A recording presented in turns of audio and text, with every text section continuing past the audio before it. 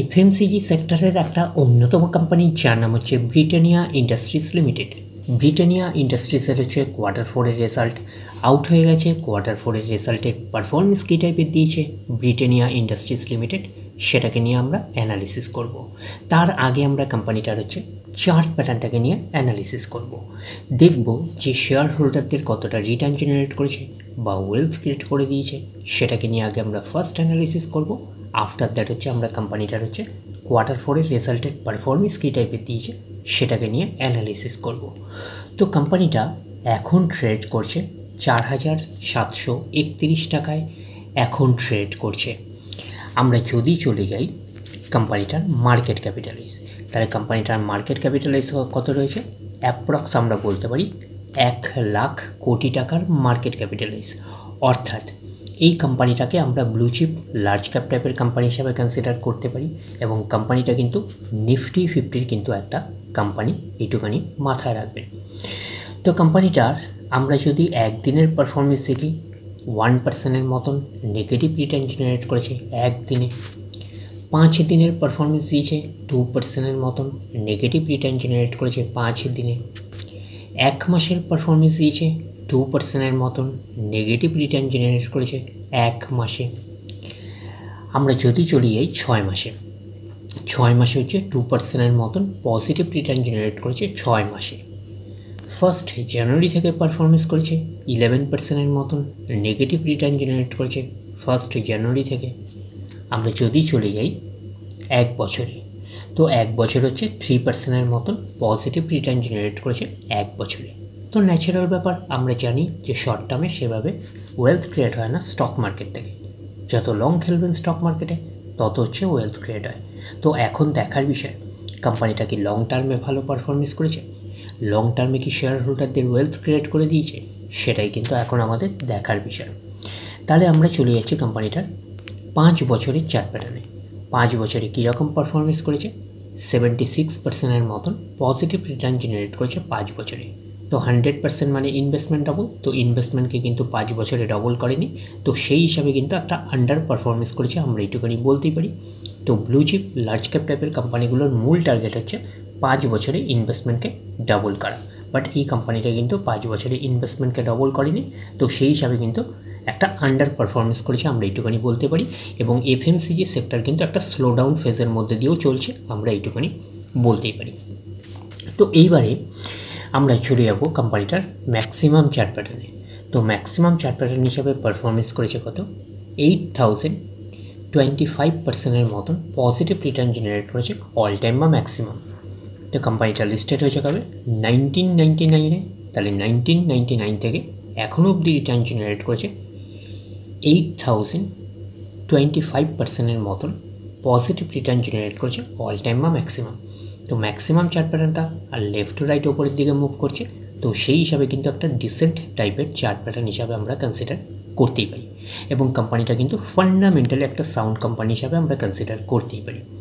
তো এখন দেখার বিষয় কোম্পানিটার কোয়ার্টার 4-এর রেজাল্টের পারফরমেন্স কী টাইপের দিয়েছে। তাহলে আমরা চলে যাচ্ছি কোম্পানিটার কোয়ার্টার 4-এর রেজাল্টে। আমরা চলে আসলাম কোম্পানিটার হচ্ছে কোয়ার্টার 4-এর রেজাল্টের পিডিএফ ফাইলে। আগে আমরা ফার্স্ট আমরা দেখে নেব যে কোম্পানি ডিভিডেন্ড ডিক্লেয়ার করেছে নাকি, এটাকে আগে আমরা দেখে নেব ফার্স্ট। তো এখানে লেখা দেখতেই পাচ্ছেন, লেখা আছে রেকমেন্ডেড দ্য ফাইনাল ডিভিডেন্ড কত করে? 73 টাকা 50 পয়সা করে কিন্তু ফাইনাল ডিভিডেন্ড রেকমেন্ড করেছে। তো ফাইনাল ডিভিডেন্ডের ক্ষেত্রে কিন্তু শেয়ার হোল্ডারদের অ্যাপ্রুভালের প্রয়োজন হয়, এইটুখানি মাথায় রাখবেন। তো এইবারে আমরা চলে যাচ্ছি কোম্পানিটার হচ্ছে কোয়ার্টার 4-এর রেজাল্টে। তো আমরা চলে আসলাম কোম্পানিটার হচ্ছে কোয়ার্টার 4-এর রেজাল্টে। তো কোয়ার্টার 4-এর রেজাল্টে আগে আমরা ফার্স্ট আমরা দেখে নেব যে সিকোয়েন্সগুলো ঠিকঠাকভাবে সাজানো রয়েছে নাকি, এটাকে আগে আমরা ফার্স্ট আমরা দেখে নেব। এটা হচ্ছে এই কোয়ার্টার, মিনস হচ্ছে কোয়ার্টার 4, এটা প্রিভিয়াস কোয়ার্টার, আর এটা হচ্ছে 1 বছর আগে। তাহলে সিকোয়েন্সগুলো ঠিকঠাকভাবে সাজানো রয়েছে, আমরা এইটুখানি বলতেই পারি। এইবারে দেখে নেব যে অ্যামাউন্টগুলো কী টাইপের দিয়েছে। অ্যামাউন্টগুলো হচ্ছে কারেন্সি দিয়েছে অ্যামাউন্টগুলো। এইবারে আমরা চলে যাব কোম্পানিটার হচ্ছে টোটাল ইনকামে।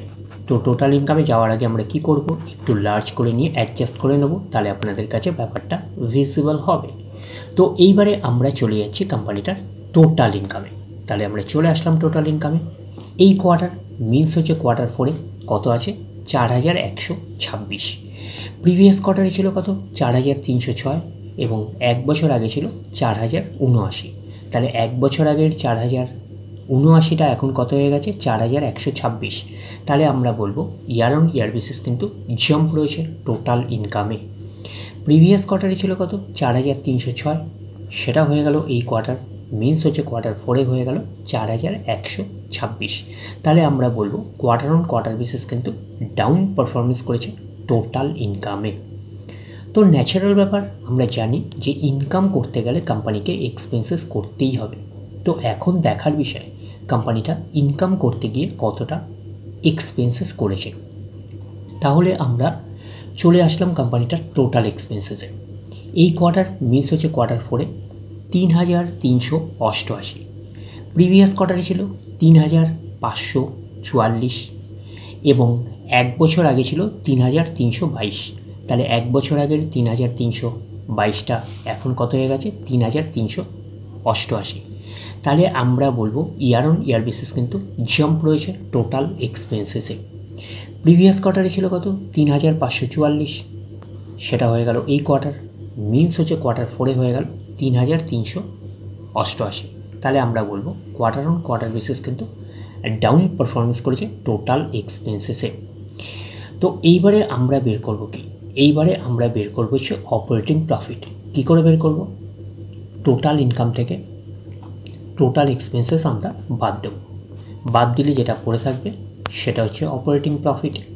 টোটাল ইনকাম পেয়ে গেছি, টোটাল এক্সপেন্সেস পেয়ে গেছি, টোটাল ইনকাম থেকে টোটাল এক্সপেন্সেস বাদ দিলে পড়ে থাকছে অপারেটিং প্রফিট।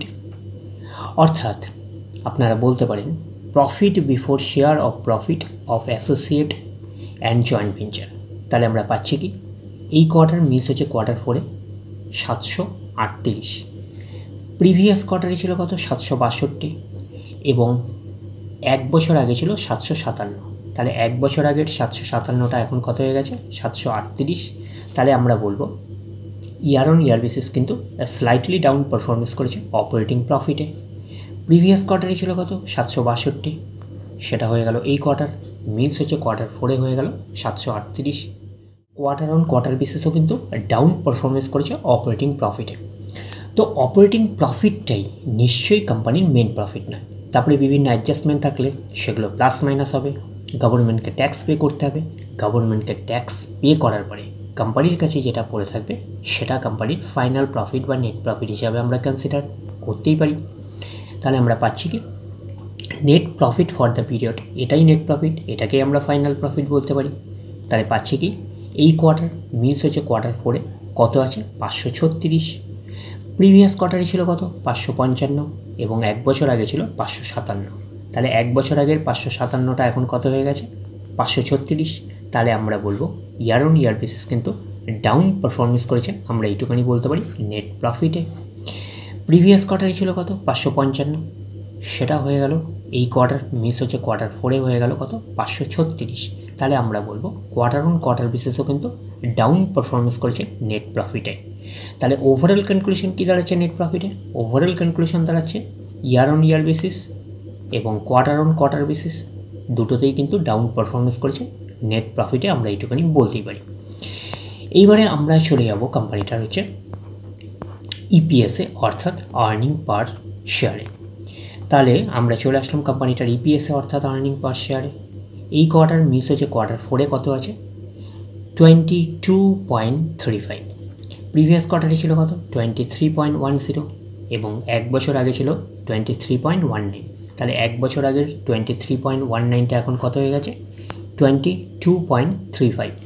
তাহলে আমরা বলবো ইয়ার অন ইয়ার বেসিস কিন্তু ডাউন পারফরমেন্স করেছে ইপিএসে অর্থাৎ আর্নিং পার শেয়ারে। প্রিভিয়াস কোয়ার্টারে ছিল কত 23.10, সেটা হয়ে গেল এই কোয়ার্টার, মিস হচ্ছে Q4 হয়ে গেল কত 22.35।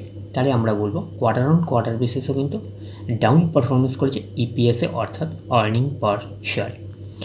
তো ন্যাচারাল ব্যাপার, আমরা জানি যে নেট প্রফিটের রিফ্লেকশনটা ইপিএসে পাই, তো নেট প্রফিটের রিফ্লেকশনটা আমরা ইপিএসে পেয়েছি। তো ওভারঅল কনক্লুশন কী দাঁড়ালো, তো তো ওভারঅল কনক্লুশন হিসাবে আমরা এটুকুনি বলতে পারি যে ব্রিটানিয়া ইন্ডাস্ট্রিজ লিমিটেডের হচ্ছে কোয়ার্টার ফোরের রেজাল্ট আমরা বলতে পারি যে সেই অর্থে কিন্তু খুব একটা ভালো পারফরমেন্স করেনি, আমরা বলতে পারি একটা ওকে টাইপের একটা পারফরমেন্স করেছে, আমরা এইটুকুনি বলতে পারি। ইয়ার অন ইয়ার বেসিস এবং কোয়ার্টার অন কোয়ার্টার বেসিস দুটোতেই কিন্তু স্লাইটলি ডাউন পারফরমেন্স করেছে, আমরা কিন্তু এইটুকুনি বলতে পারি নেট প্রফিটে। তো ওভারঅল ভিউটা আপনাদের কাছে ক্লিয়ার? তাহলে এই অবধি, নেক্সট ভিডিওতে আবার আপনাদের সাথে আমার দেখা হচ্ছে। ধন্যবাদ।